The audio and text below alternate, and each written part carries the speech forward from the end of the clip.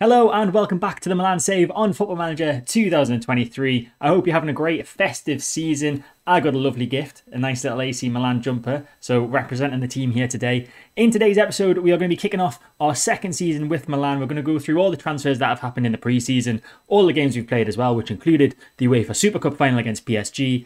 But to start with, we will run through the transfers that we've made.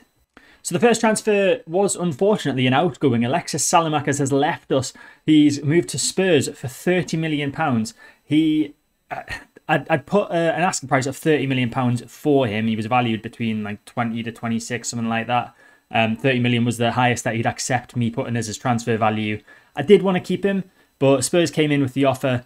We had an alternative option that became available to replace him with.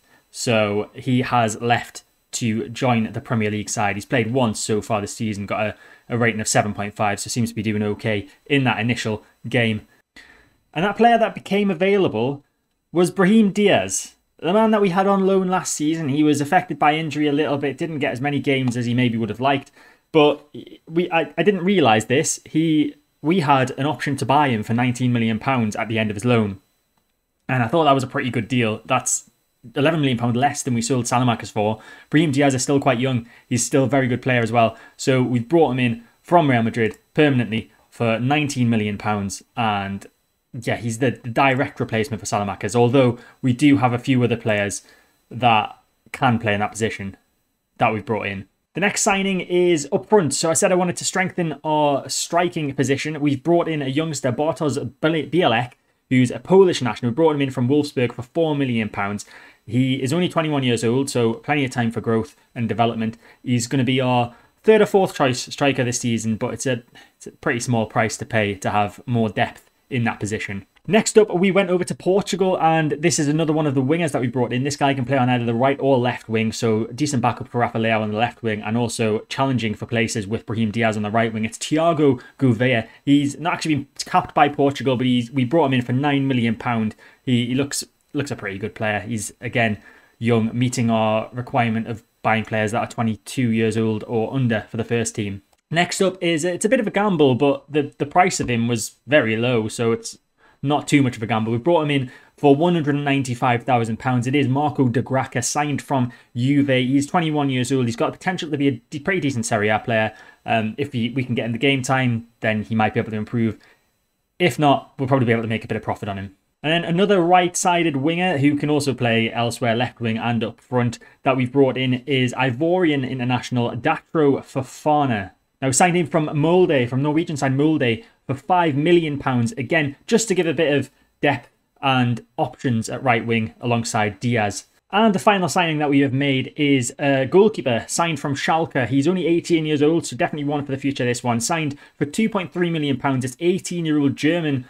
He's capped by the under-21s 2 times. Faris Yusufu. Now, we do have Andreas Jungdahl, who is I think he's 21 years old, our backup goalkeeper. But I just thought it'd be nice to get another one in, just in case Jungdahl, and in case there was a decent enough offer for Jungdahl to leave. And then I'm pretty confident that Yusufu could perform when called upon. He's 1.5-star current ability and potential of up to 4 stars. Now, although Saelemaekers is the biggest outgoing that we've had this season, Rade Krunic has left us amongst others. So he's moved to Crystal Palace for £5 million. He was transfer listed by me. He's 29 years old. He's out the door. He's playing in the Premier League. He's actually played for them a few times. He's done all right. He's got 1 assist. But yeah, Rade Krunic, we say farewell to him. Another player that we say farewell to is a man that I think I brought in myself last year, Pablo Cortez. He has left us to go to Empoli for £475,000. We signed him for £325k, so it's a bit of a profit. He was out on loan all last season, didn't do too great at Lanense, and now we've moved him on to Empoli. Another outgoing is Alessandro Florenzi.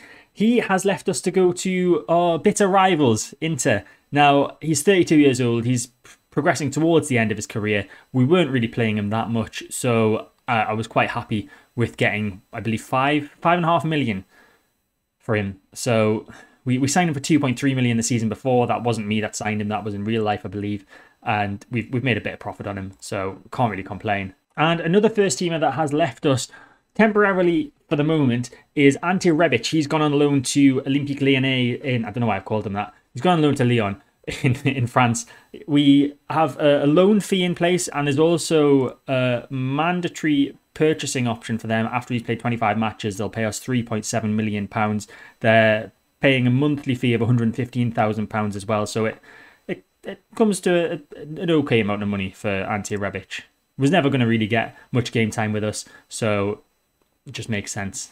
Now let's take a look at the games that we've played since the last episode. So we've had our entire preseason. We've played a few league games as well. We kicked off preseason with an 8-0 win over Lyon. I'm assuming they didn't play a full strength side, but we absolutely battered them. And then lost on our American tour. We went on tour to the US this summer, and we decided to play against our Milan rivals Inter, but we lost 3-2. We did go 2-0 up. Olivier Giroud getting himself an early 2 goals in the first 10 minutes, but we couldn't hold on to that and we ended up losing. Then we played Real Madrid, beat them 2-1, had PSG in the Super Cup and beat them 3-0. So we beat last season's Champions League winners in the Super Cup. We've picked up our first trophy of the season. Giroud, Gouveia and Vignato with the goals in that one. And then our final preseason game was a draw against Juve. We went 2-0 up again with goals from Giroud and Gouveia, but Locatelli and Chiesa got 2 goals back for Juve. So we started the season very well with a 5-1 win over Fiorentina. Olivier Giroud getting a brace, Rafa Leao getting a brace, and Benessa getting our other goal. Fiorentina's only goal coming from the penalty spot.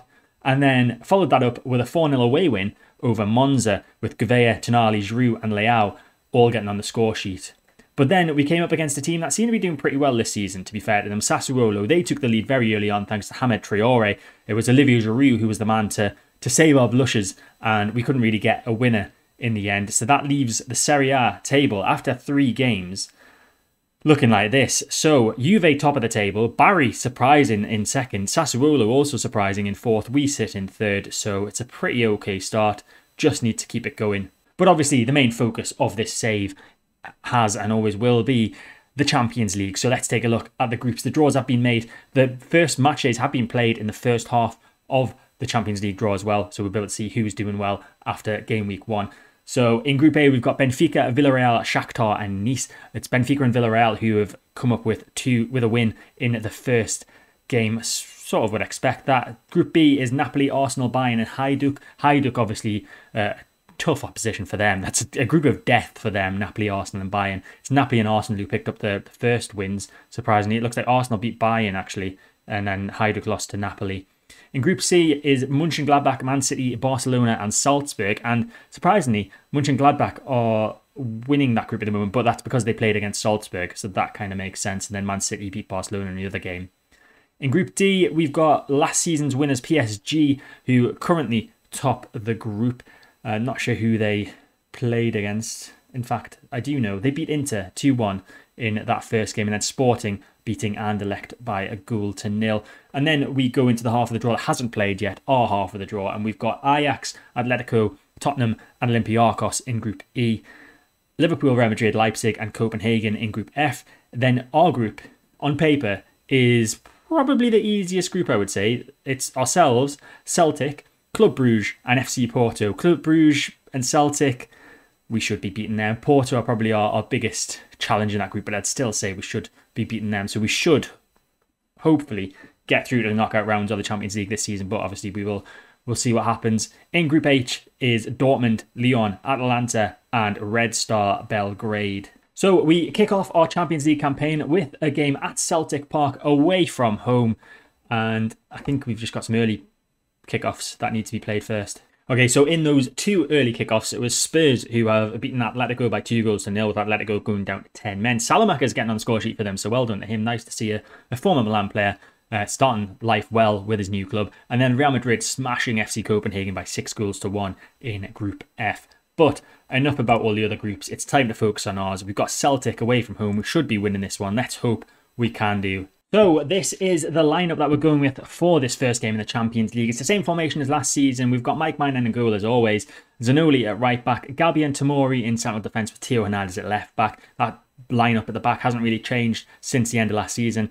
Benessa and Tonali remain at defensive midfield. We've got Thiago Gouveia playing at right wing. It was initially Brahim Diaz who was playing there at the start of pre-season, but he got a bit of an injury. Gouveia came in and he's performed well. He scored quite a few goals, so he's won his place in the side for today. Charles de Ketelaere is at attacking centre midfield with Rafa Leao at left wing, and then Olivier Giroud is up front was still heavily reliant on the ageing 36-year-old, but he seems to still be able to do a job. He's got 4 goals already this season. Hopefully he can add some more in today's game. So we get to witness the Champions League anthem once more. It's been a while, obviously knocked out of the group stage of last season's Champions League, but we are hoping for better this year. We need to do better. The board are expecting us to do better. We're in our 3rd kit today. Celtic, of course, playing in their green and white hoops. We're coming up against former England #1 Joe Hart in goal for them today. Hopefully we can have the beating of him.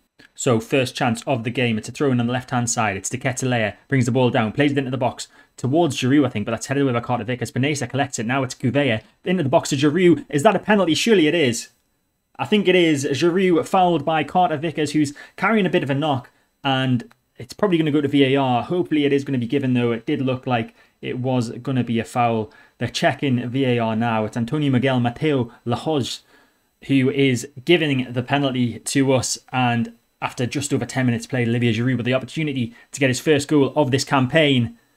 And he does it. Keep it going the right way, but it was far enough in the corner that he didn't have a chance of saving it. Giroud's 6th goal of the season. I think I misspoke earlier. I said he'd scored 4 already. He's now scored 6. So he must have scored 5 before, because that's how maths works. Throw in for Celtic inside their own half. It's Starfelt. What a name that is. Starfelt.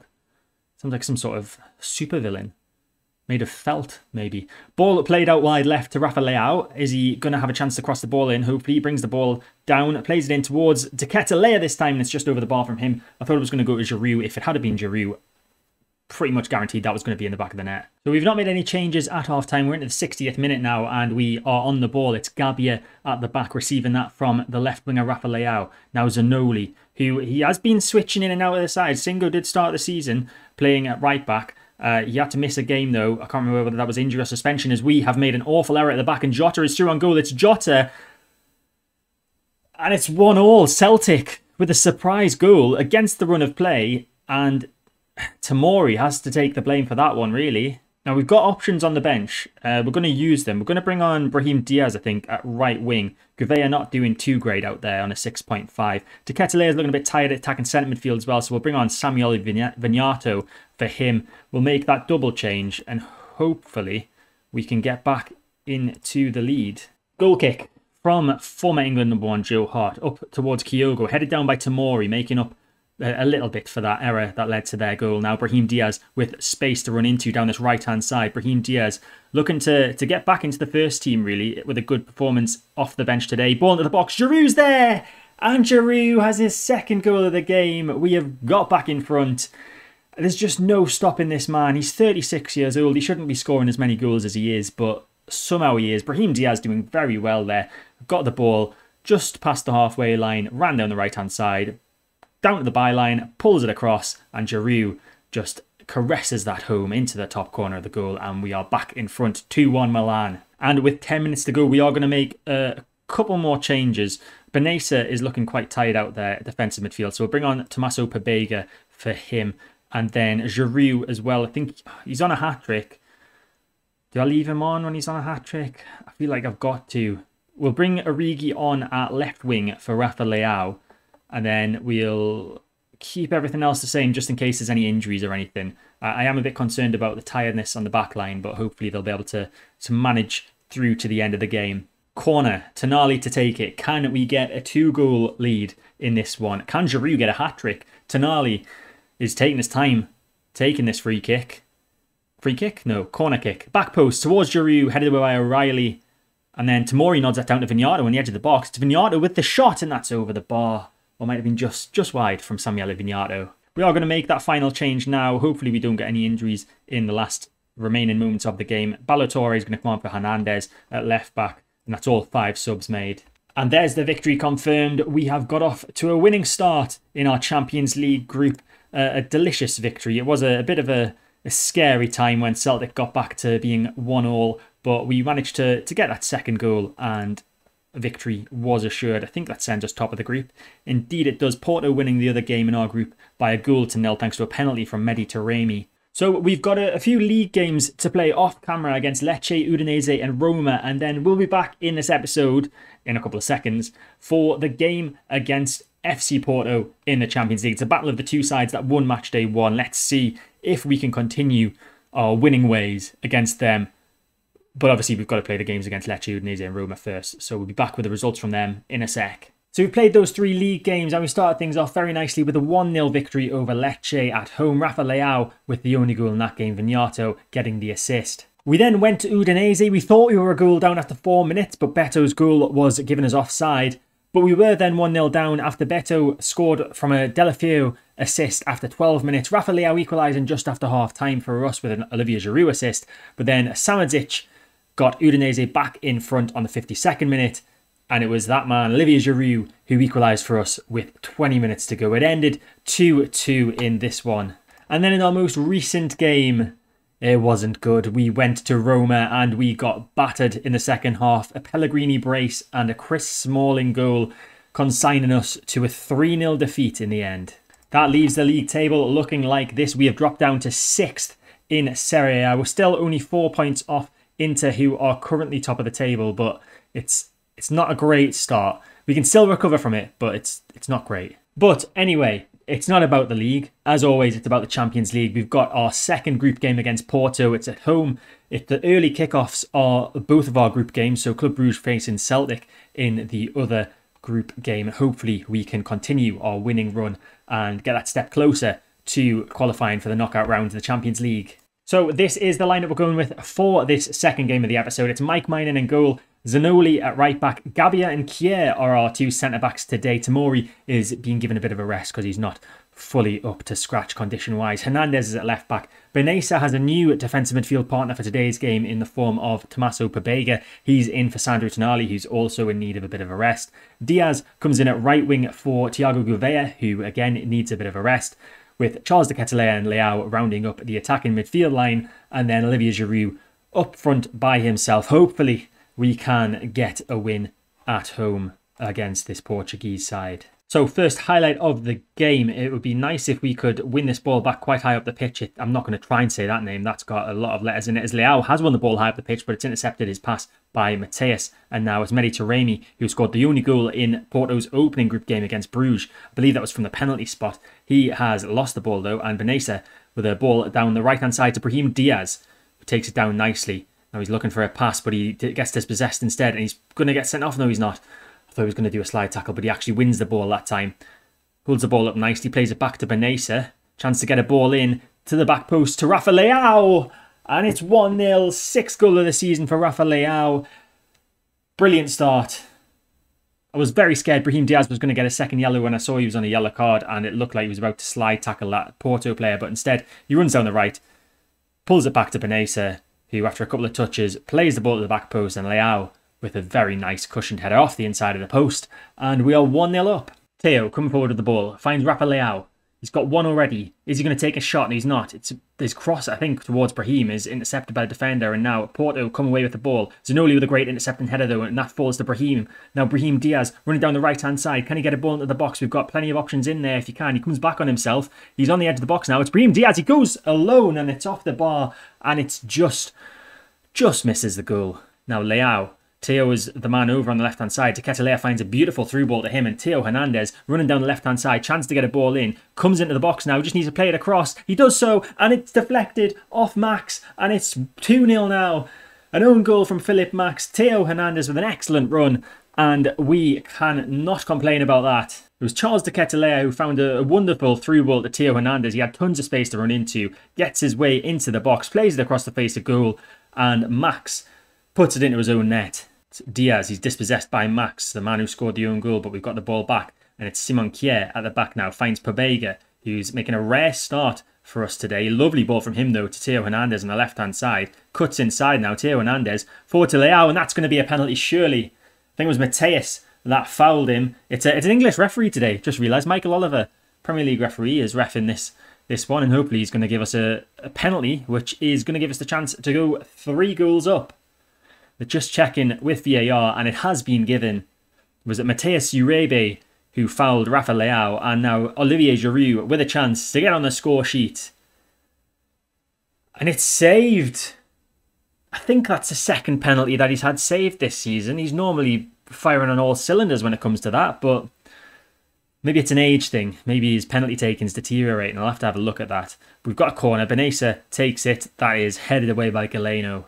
Another corner from the left. Benessa again to take. It's headed away by Larola, I think, that time. Teketelea, first time ball back in, though, towards Gabbia, headed away. Teketelea's going to be there again, is he? Giroud, and is that going to be another penalty? Surely not. It's Mateus Uribe again. He's going to get sent off. Oliver's going to VAR. Mateus Uribe is already on a booking. He's already given one penalty away, and that looked like it could be a penalty. Is this going to be given or overturned? Michael Oliver having a good look at the screen. He's coming back onto the pitch now. And it's a penalty. It is a penalty. Is it? It's surely not going to be double jeopardy for Mateus Uribe. Don't think so. I think he's still on the field. Olivier Giroud to take it. Is he going to go down the left yet again? Or is he going to try a different area of the goal? He goes to the left, and this time he fires it past the goalkeeper. Second try for Olivier Giroud, and he is successful with that one. 9th goal of the season for the Frenchman. Not bad for a man who's missed 2 penalties so far this season. Corner kick, Benessa from the right this time. In towards Giroud! And he's got another one. Olivier Giroud with his 2nd goal of the game. He's got up to double figures for the season already. And we are running away with it here against Porto. 4-0. Incidentally, in the other game between Celtic and Club Brugge, it is still 0-0 in that one. So if you were watching this on BT Sport, you'd definitely be wanting to watch this one and not the other game in the group. It's David Carmo. This highlight is coming straight from the kickoff from our previous goal. Estarquio has been dispossessed, but he's won the ball back there after a terrible touch from Brahim Diaz. Now Max plays it forward to Mehdi Taremi. Diaz trying to get back into position now. Ball forward again. That should be collected there by Zanoli, and it is. Now he's ran into his own box, but he finds a pass out to Kier.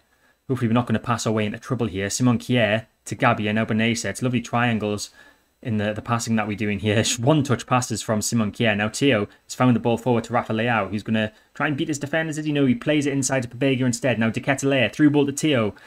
It's the 2nd time that's happened today. Theo into the box now. He takes it himself this time, and it's just over the bar from Theo Hernandez. He's done very well today. It's been a very solid left back for us today. Teketelea running forward with the ball now, running down the left-hand side, the attacking centre midfielder. Can he find a ball into the box? He's going to play it back to Theo Hernandez instead. He plays it into the box towards Giroud for his hat-trick. It's headed away by David Carmo. Teketelea collects it though. And now Pabega on the edge of the box, fires it in, hits off Giroud's chest, and that's cleared by David Carmo. Not sure if that was a shot or a pass from Pabega, but it almost worked out for him as Benessa with a long ball towards the back post. That's headed down by Larola to the Porto keeper. Now, Mehdi Taremi, just inside his own half, looking to create something for Porto. That's the ball forward to João Mario, who I think just stayed on side. Mario running down this right-hand side now, trying to beat Theo Hernandez. Pulls it back to Larola, into the box to Mehdi Taremi. Mehdi Taremi has got a goal back for Porto, his 9th goal of the season. He was the danger man as we headed into this game. He looked like he would be the danger man. He's the man that scored the goal against Bruges, and he has done the same against us. Hernandez has been dispossessed in his own half. Now Mehdi Taremi on the ball again. This could be the start of a comeback for Porto as Kier with he wins the ball with a tackle, but it falls straight back at the feet of Mehdi Taremi. Now Larola with the ball on the edge of the box. It's Larola into the box now. Larola with a shot, and that's just over the bar from him. Porto seem to have woken up in this past 5 minutes or so, but we could regain our 4-goal lead here. It's Benessa with a free kick in a very good position. I'm confident Tonali would score this. It's off the wall. Giroud's there with a header though. And Olivier Giroud has got his hat-trick. It's 5-1. He's missed a penalty today, but he's scored 3 goals, so it doesn't matter. It all cancels itself out in the end. A 5-1 lead we take here at the San Siro. And with the game seemingly done and dusted, we're going to make some changes to rest a few players. So Vignardo is going to come on for Teketelea at attacking centre midfield. Rafa Leao is going to have a bit of a rest. We're going to bring on Divock Origi for him at left wing, and I think we're good elsewhere for now. No, actually, we will do another change. We'll bring on Fofana for Diaz as he's on a yellow card, and we'll also bring on Ballatore for Hernandez because he's on a yellow card. We don't want any silly suspensions to affect us in the coming games in the Champions League. But Porto with the ball. Lanola though with a misplaced pass, and Theo collects that nicely. He's played that back to Maignan. Now Simon Kier, can he launch an attack from the back? I'm not comfortable with this short passing across the box. It's something that you, as a child when I was playing in defence, I was told never to do. Just get rid of the ball. But Leao has found himself in tons of space, and Leao, what a finish. What a finish from Rafa Leao. Beautifully placed. Right, tucked in to the bottom corner past the keeper. It's 6-1. And Porto, they're not going to be very happy. It was Pabega Leao played to Pabega, and then Pabega played it back to him in tons of space. And Rafa Leao with a beautiful finish. Now Porto trying to play it out from the back from a goal kick. It's David Carmo inside to Hadziametovic. There, I tried it. I tried the name of the player. He loses the ball as well. He gives it away to Datro. And now Vignato's in the box. The keeper comes out to collect it and does so. Ramos rules that out again, trying to build from the back with David Carmo back to Max. Now David Carmo once more, just playing it amongst themselves. Now Eustachio forward to Mehdi Taremi. He's got one already today. That ball's over the head of Toure. Sukic is running towards the goal. It's Sukic with a shot. And I think that challenge by Pabega, I want to say it might have been Simon Kjær. One of our players did enough to put the player off who was shooting, who I've just completely forgotten the name of. So once again, Porto playing it out from the back. It's Marcano at centre-back. Long ball forward from him. That's going to be collected by Ballo-Touré. And we can look for a 7th goal possibly as he's running down this left-hand side. Theo Hernandez had plenty of joy down this left-hand side. Ballo-Touré finding the same here. Ball into the box, loops towards the back post. And Datro Fofana with the header just over the bar. Almost first goal in the Champions League for Milan for Datro, as we are into the 2nd minute of added time. 30 seconds left in this game. Obviously no chance of a Porto comeback. But can we get a 7th? My money's on no, but you never know. Zanoli wins the ball, but is then quickly dispossessed, and that's out for a throw-in. I think we're just winding the clock down now as Zanoli very slowly goes to get that ball. The referee's whistle is imminent. He's probably going to take this throw-in, and the whistle will go. It's Simon Kjær in the centre of the field, and there is the full-time whistle. It's a 6-1 victory at home against Porto, and our Champions League campaign is going swimmingly. Elsewhere in the group, it ended 0-0 between Club Brugge and Celtic, which means despite their 6-1 defeat at the hands of us, Porto still find themselves 2nd in the group. So elsewhere in the group, we've got 2 0-0 draws in Group E between Ajax and Spurs and Atletico and Olympiacos, so not the group to watch tonight. Liverpool winning away from home against FC Copenhagen thanks to Thiago. Leipzig with a shock 2-1 win over Real Madrid. Timo Werner getting a brace for them, Valverde getting a consolation for Real Madrid. And then in Group H, Dortmund beating Atalanta, last season's Serie A champions of course, by 2-0, and Lyon smashing Red Star Belgrade by 3-0. And that leaves the second half of Champions League groups looking like this. Of course, the first half of Champions League groups, they'll be playing on Wednesday in-game, so we'll not see how they've done until the next episode. But in terms of the second half of the groups, Tottenham topping Group E currently with Ajax level on 4 points. Liverpool and Leipzig are the 2 teams in the qualification spots in Group F, surprisingly. Real Madrid, of course, on 3 points as well as Leipzig, but Leipzig picking up that victory over Madrid to put them ahead of them. Ourselves and Porto in Group G, of course, and then Dortmund and Atalanta are the 2 sides who are currently occupying the qualification places. But that can all change, of course. We've only played 2 games in the group stage so far. Looking ahead to the next episode, we are going to be playing our double header against Club Brugge, which should be an interesting one. Brugge, of course, not with a goal so far in the competition this season. They lost 1-0 to Porto and then just drew 0-0 with Celtic. So we should hopefully be beating them home and away, but you never know. Going away to any club in the Champions League is always difficult. In the meantime, I'll play the games against Sampdoria and Bari offline. And then obviously we'll play Juve and Verona off camera as well in between the 2 Club Brugge games. But that is it for this episode. I hope you enjoyed it. If you did, make sure to hit the like button, subscribe to the channel to get all my content when it comes out. Hit the notification bell to stay notified. And I'll see you next time.